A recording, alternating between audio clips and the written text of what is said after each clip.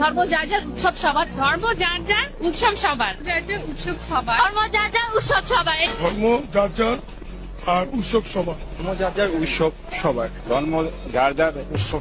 আজ পর্যন্ত কোনদিন মুসলমানদের উৎসব শবে বরাত একটা হিন্দু মসজিদে দেখার জন্য আসলো না। মুসলমানদের উৎসব শবে কদর একটা হিন্দু কোনদিন চাওয়ার জন্য আসলো না।